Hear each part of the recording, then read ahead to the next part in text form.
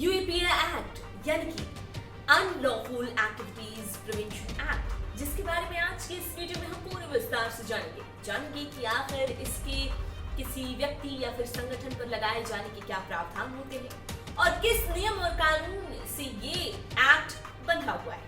पूरी इन्फॉर्मेशन के लिए आप हमारे साथ लास्ट तक बने रहिएगा इस वीडियो में। हमारा ये चैनल सब्सक्राइब कर लीजिए। अगर आपको ये वीडियो पसंद आए तो वीडियो को फटाफट लाइक करिए और ज्यादा से ज्यादा शेयर करिए ताकि ज्यादा से ज्यादा लोग जान पाएं कि आखिर ये यूएपीए है क्या। क्या आपको ये पता है कि गैर कानूनी गतिविधियों के अगेंस्ट लगाया जाने वाला ये यूएपीए एक्ट काफी खतरनाक होता है और इसके तहत काफी कड़ी सजा दिए जाने का प्रावधान है। इस एक्ट का दायरा काफी बड़ा है, न सिर्फ क्रिमिनल्स, यहाँ तक कि वैचारिक विरोध, इसके अलावा आंदोलन या दंगे भड़काने जैसे हालात में जो ऐसे जब हालात आ जाते हैं तो इस एक्ट को किसी व्यक्ति पर या किसी संगठन पर लगाया जा सकता है। दिल्ली दंगों से जुड़े केसेस में भी पुलिस ने यूएपीए एक्ट ही लगाया था।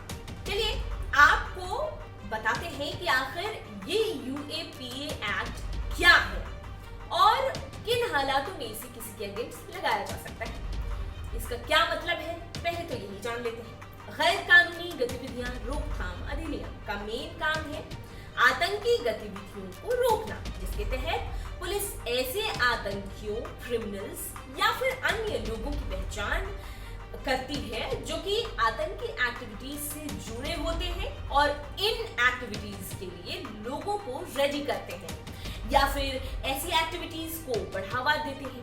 ऐसे केसेस में एनआईए मतलब कि राष्ट्रीय जांच एजेंसी के पास काफी केसेस आती रहती हैं। यहाँ तक कि एनआईए महानिदेशक अगर चाह जाए तो किसी केस की जांच के वक्त वो जुड़े हुए शख्स की संपत्ति को भी कुर्क जब्ती कर सकता है। यूएपीए कानून लाया गया साल 1967 में, जिसे संविधान के आर्टिकल 19(1) के तहत दी गई बेसिक फ्रीडम पर तर्कसंगत सीमाओं को लगाने के लिए बनाया गया। पिछले कुछ साल जब बीत गए तो आतंकी एक्टिविटीज से जुड़े पीओटीए और टीएडीए यानी कि कोटा और टाडा जैसे लॉ को खत्म किए गए, पर यूएपीए कानून अब भी बाकी है और तो और वक्त के बीतने के साथ इसको और पावर दे दिया गया है, पहले से ज्यादा इसको मजबूती दी गई है।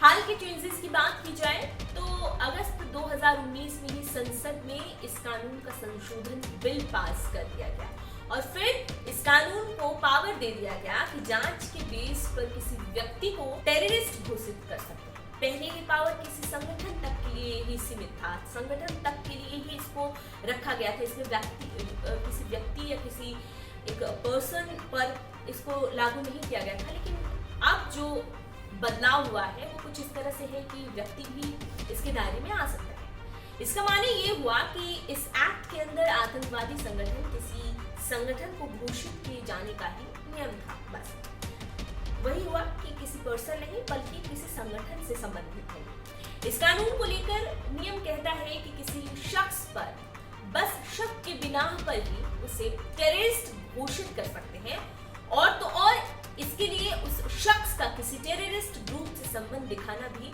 जरूरी नहीं। टेररिस्ट का टैग हटवाने के लिए फिर शख्स को बड़ी जद्दोजहद करनी पड़ती है।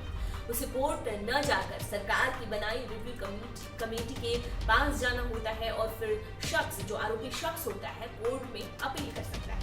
सवाल ये है कि आखिर इस कानून का दायरा कितना बड़ा है, क्योंकि वीडियो में पहले हमने आपको बोला था कि इस कानून का दायरा बहुत बड़ा है, तो वो अब सवाल यहाँ आता है कि आखिर कैसे। तो यूएपीए कानून का जो दायरा कितना बड़ा है उसे ऐसे ही समझ सकते हैं कि इसको अपराधियों के अलावा एक्टिविस्ट यहाँ तक कि जो आंदोलनकारी होते हैं जो कि आंदोलन में आगे चलते हैं, आंदोलन करते हैं, उन पर भी इसको यूज किया जा सकता है। यूएपीए के सेक्शन 2(0) के तहत गैर कानूनी एक्टिविटीज में भारत की क्षेत्रीय अखंडता पर सवाल करने को भी रखा गया है। वैसे एक्टिविस्ट इस पर बहुत आपत्ति जताते हैं, बहुत आपत्ति करते हैं कि महज सवाल करना ही इलीगल कैसे हो गया। वो इस तरह के सवाल जरूर डालते हैं इस एक्ट को लेकर।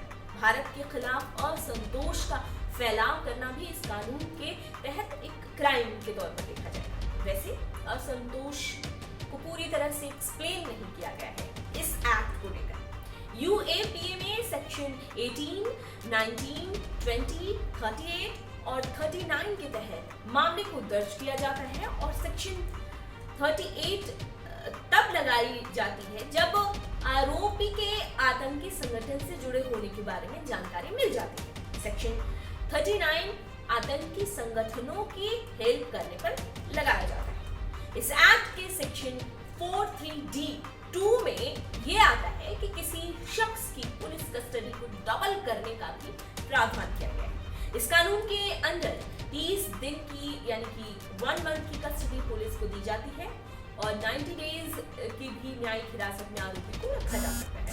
हालांकि आपको ये भी जानना चाहिए कि बाकी के कानूनों में मैक्सिमम ड्यूरेशन जो होता है वो 60 डेज का ही होता है। क्या अग्रिम जमानत मिल पाती है इस एक्ट के तहत? अगर किसी शख्स पर या किसी शख्स पर ये लगाया गया एक्ट, तो क्या उसको अग्रिम जमानत मिल सकती है? तो इसका जवाब ये भी है कि अगर यूएपीए के तहत किसी शख्स पर केस दर्ज किया गया है तो उसको अग्रिम जमानत नहीं मिल पाती। यहाँ तक कि पुलिस ने उसे छोड़ भी दिया तो होता ये है कि उसको अग्रिम जमानत मिल ही नहीं सकती।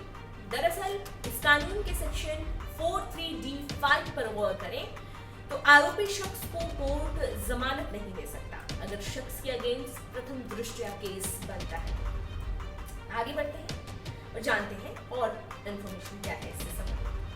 गैर कानूनी संगठन हो या फिर कोई टेररिस्ट ग्रुप हो या फिर और संगठन, इसकी सदस्यता अगर किसी शख्स के पास है और ऐसे ही किसी संगठन की सदस्यता किसी शख्स के पास है तो इसमें कड़ी से कड़ी सजा का प्रावधान किया गया है। सरकार ने जिन घोषित आतंकी संगठन के नाम एक लिस्ट में लिए हुए हैं, एक लिस्ट बनाई हुई है घोषित आतंकी संगठन के तौर पर, अगर उस संगठन की सदस्यता पाई गई आरोपी के पास तब तो उसे आजीवन कारावास भी दिया जा सकता है। आजीवन कारावास की सजा का प्रावधान है, पर कानून में सदस्यता को भी पूरी तरह से एक्सप्लेन नहीं किया गया है। कई एक्टिविस्टों पर इस कानून के अंदर केस कर दिया गया है।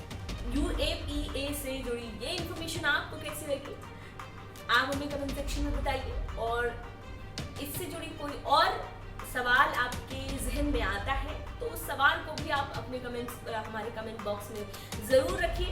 हमारे साथ बने रहिए। ये वीडियो यहीं पर